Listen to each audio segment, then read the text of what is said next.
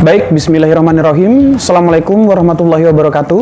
Om Swastiastu, Namo Buddhaya, Shalom dan salam kebajikan. Kembali lagi bersama saya David Hardiago. Dan dalam segmen video kali ini adalah segmen video lanjutan dari hukum pidana part 2, yang mana dalam segmen sebelumnya kita mengkaji mengenai pembagian hukum pidana, yaitu pada dua pembagian utama berupa hukum pidana formil material dan hukum pidana objektif subjektif. Maka di dalam segmen video kali ini kita akan membahas tiga sisanya atau tiga yang lainnya, yaitu hukum pidana berdasarkan adresat, hukum pidana umum dan hukum pidana khusus, serta yang terakhir adalah hukum pidana nasional, hukum pidana lokal, dan hukum pidana internasional. Mudah-mudahan bermanfaat dan selamat menyaksikan.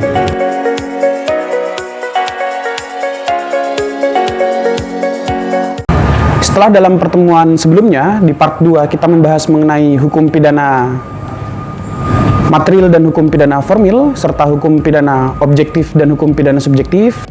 Dalam segmen video kali ini yang akan dikaji tiga yang lainnya, yaitu yang pertama adalah hukum pidana adresat. Apa itu hukum pidana adresat? Maka teman-teman yang menyaksikan perlu tahu terlebih dahulu apa itu yang dimaksud dengan adresat. Adresat itu secara sederhana diartikan sebagai subjek hukum yang langsung ditunjuk oleh undang-undang.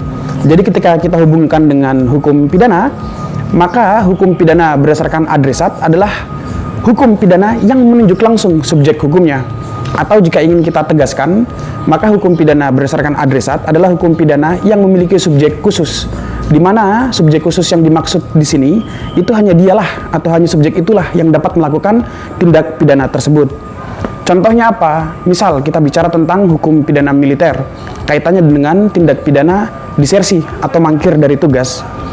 Tindak pidana disersi atau mangkir dari tugas ini itu tidak dapat dilakukan oleh subjek hukum lain selain militer. Oleh karenanya, militer itu merupakan subjek yang diatur sebagai ketentuan khusus atau adresat. Jadi dia masuk dalam lingkup hukum pidana berdasarkan adresat. Atau jika kita ingin cari contoh lain, misal tentang hukum pidana perpajakan. Dalam tindak pidana perpajakan itu hanyalah fiskus dan wajib pajak. Di luar daripada itu, maka mereka bukanlah subjek yang bisa melakukan tindak pidana di bidang perpajakan. Jadi untuk materi pembagian yang pertama ini bisa ditutup bahwa hukum pidana berdasarkan adresat adalah hukum pidana yang menunjuk langsung siapa yang dapat menjadi subjek dan siapa yang dapat melakukan tindak pidana yang dimaksud dengan dua contoh pengantar tadi, yaitu tindak pidana militer dan hukum pidana di bidang perpajakan, di mana subjeknya khusus hanya dapat melibatkan fiskus dan wajib pajak. Yang kedua, itu adalah hukum pidana khusus dan hukum pidana umum, atau sebaliknya, hukum pidana umum dan hukum pidana khusus. Bahwa hukum pidana umum adalah hukum pidana yang diterapkan kepada setiap subjek hukum tanpa memandang status sosial atau hal-hal lainnya.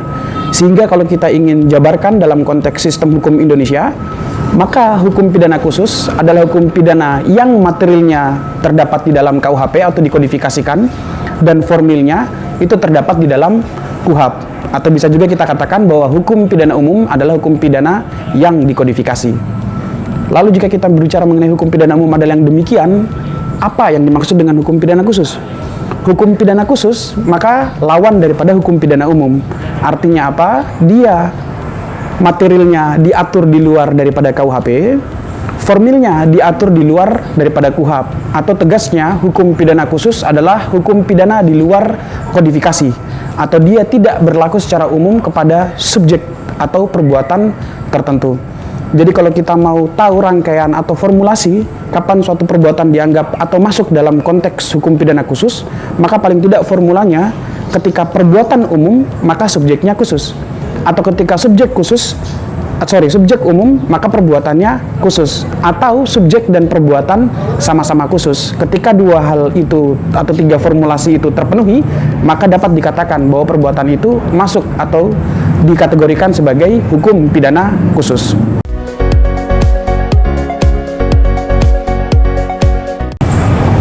Masih berkaitan dengan materi hukum pidana khusus, kiranya ada hal penting lain yang perlu dijelaskan, yaitu apa yang terkait dengan pembagian yang ada di dalam hukum pidana khusus, di mana dalam perkembangannya ternyata hukum pidana khusus ini dibagi lagi menjadi dua.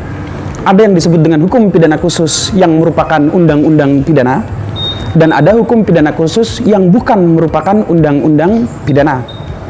Hukum pidana khusus yang merupakan undang-undang pidana atau yang bisa juga dikatakan sebagai hukum pidana khusus internal, itu adalah hukum pidana atau aturan pidana yang khusus dibentuk untuk menangani suatu perbuatan tertentu. Jadi kalau mau gampangnya lihat hukum pidana khusus di dalam undang-undang pidana atau hukum pidana khusus internal bisa diperhatikan dari judul undang-undang tersebut. Ketika di judulnya menggunakan kata-kata tindak pidana, maka itu masuk dalam konteks hukum pidana khusus yang masuk sebagai hukum pidana khusus internal. Atau contoh yang paling baru, misal teman-teman bisa lihat di Undang-Undang Nomor 12 Tahun 2022, yaitu Undang-Undang tentang Pemberantasan Tindak Pidana Kekerasan Seksual. Ketika dia menggunakan kata-kata tindak pidana di judulnya, maka dia masuk dalam lingkup hukum pidana khusus internal atau hukum pidana khusus dalam undang-undang pidana. Kenapa ini jadi penting untuk dikaji? Karena perbedaan itu akan membawa dampak kaitannya dengan sanksi pidana yang dapat diterapkan dan karakter atau ciri khas dari undang-undang tersebut. Kalau kita bicara hukum pidana khusus internal, maka dia karakternya ada dua. Yang pertama, dia merupakan primum remedium, di mana sanksi pidana itu dijadikan sebagai sarana utama untuk menangani tindak pidana. Dan yang kedua, sanksi lainnya termasuk juga sanksi denda itu bukan merupakan substitusi dari sanksi pidana, karena kaitannya dengan undang-undang pidana khusus internal, semua sanksi yang ada di dalam itu merupakan sanksi pidana, sehingga tidak bisa dijadikan substitusi atas sanksi lainnya. Setelah hukum pidana khusus internal, maka di sampingnya ada yang disebut dengan hukum pidana khusus eksternal atau hukum pidana khusus yang bukan merupakan undang-undang pidana. Jadi dia hakikatnya adalah hukum administrasi, tetapi dia memiliki ketentuan pidana di dalamnya. Jadi kalau teman-teman bisa melihat yang menyaksikan ini, membuka undang-undang, misal undang-undang tentang PPLH, di dalam UU PPLH, itu dia memasukkan beberapa ketentuan pidana. Nah, ketentuan pidana yang ada di dalam undang-undang PPLH atau undang-undang lainnya, itu disebut dengan hukum pidana khusus yang bersifat eksternal, atau dia sebenarnya bukan undang-undang pidana, hanya memasukkan ketentuan pidana sebagai bagian dari undang-undang tersebut. Hal ini pun menjadi penting untuk dijelaskan. Mengapa? Karena dia juga membawa karakteristik yang berbeda dengan hukum pidana umum yang internal tadi. Apa karakteristiknya? Pertama, sanksi pidana itu bersifat ultimum remedium, artinya dia sebagai sarana terakhir ketika sistem sanksi lainnya itu tidak berjalan atau berfungsi sebagaimana mestinya. Contohnya misal, kalau kita baca di Undang-Undang Kehutanan atau Undang-Undang Lingkungan Hidup, ketika pembakaran hutan di dalam Undang-Undang Lingkungan Hidup, maka kepada pelakunya itu masih dikenai sanksi administrasi, baru terakhir ketika sanksi itu tidak dianggap maksimal atau tidak berfungsi sebagaimana mestinya, sarana terakhir itu adalah sanksi pidana. Dan itu merupakan salah satu karakter dari hukum pidana khusus eksternal. Karakter lainnya adalah sanksi administrasi atau sanksi lainnya itu bisa menjadi substitusi dari sanksi pidana. Nanti dia yang berlaku di sini adalah Unavia Principle namanya. Tapi untuk membahas ini nanti kita akan buka satu video kajian sendiri. Tapi secara umum, apa itu hukum pidana umum? Seperti yang saya jelaskan sebelumnya, hukum pidana khusus termasuk pembagiannya, ada yang internal dan eksternal, kurang lebih demikian.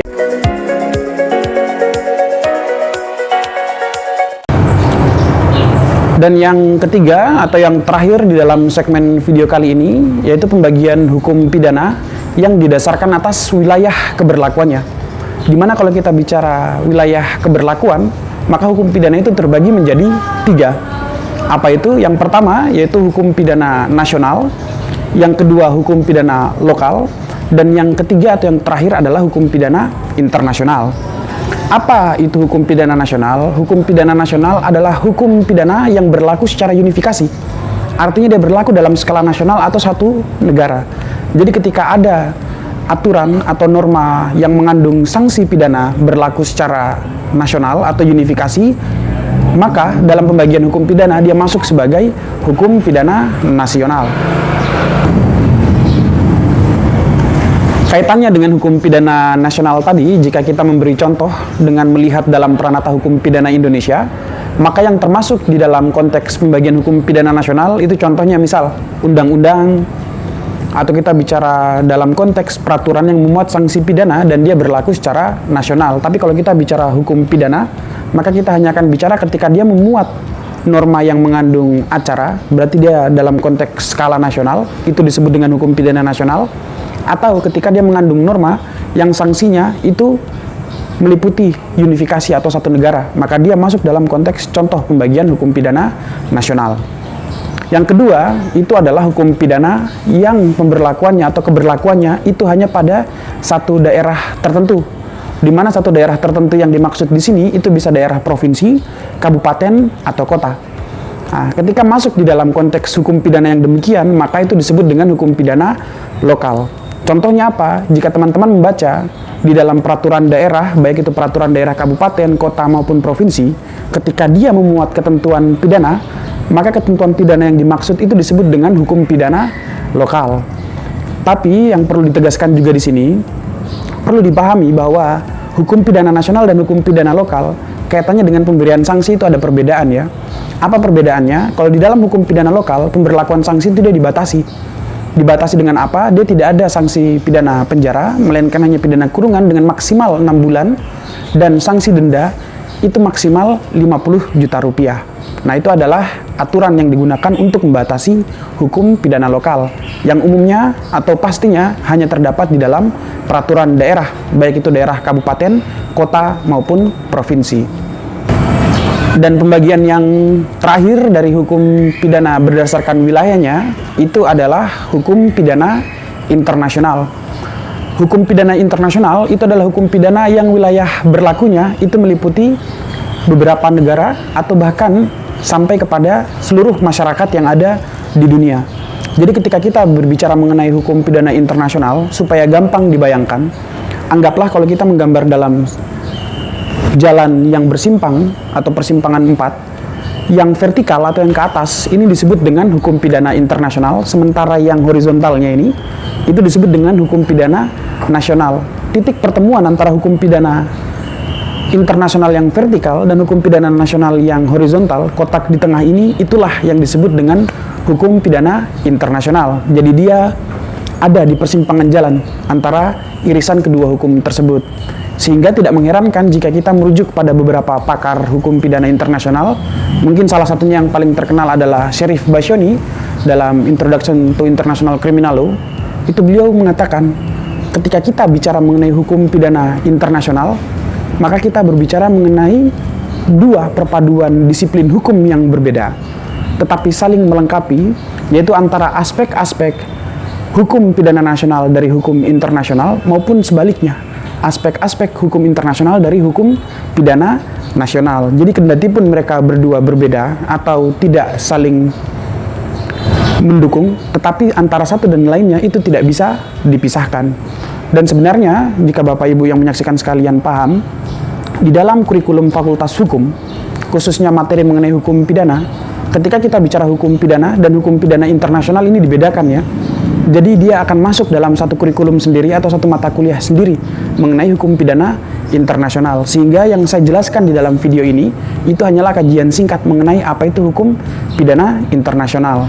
Termasuk pun jika kita ingin merujuk apa sebenarnya yang dimaksud atau definisi dari hukum pidana internasional, maka secara sederhana dapat dikatakan bahwa hukum pidana internasional itu adalah seperangkat aturan mengenai kejahatan-kejahatan internasional yang penegakannya itu dapat dilakukan oleh negara atas dasar kerjasama atau oleh masyarakat dengan merujuk kepada lembaga yang bersifat khusus atau ad hoc maupun lembaga yang bersifat permanen. Definisi yang demikian itu merupakan definisi holistik dari hukum pidana internasional, karena kita bicara hukum pidana internasional secara formil di situ ketika kita bicara penegakan atas kejahatan-kejahatan internasional, dan kita bicara hukum pidana material, di mana material daripada hukum pidana internasional adalah kejahatan-kejahatan internasional itu sendiri. Baik, mungkin itu saja materi singkat yang saya dapat sampaikan di dalam segmen video kali ini. Kurang dan lebihnya saya mohon maaf, dan semoga video ini bisa bermanfaat bagi teman-teman atau rekan-rekan yang menyaksikan sekalian. Wabillahi taufiq wal hidayah. Wassalamualaikum warahmatullahi wabarakatuh. Om Swastiastu, Namo Buddhaya, Shalom dan salam kebajikan.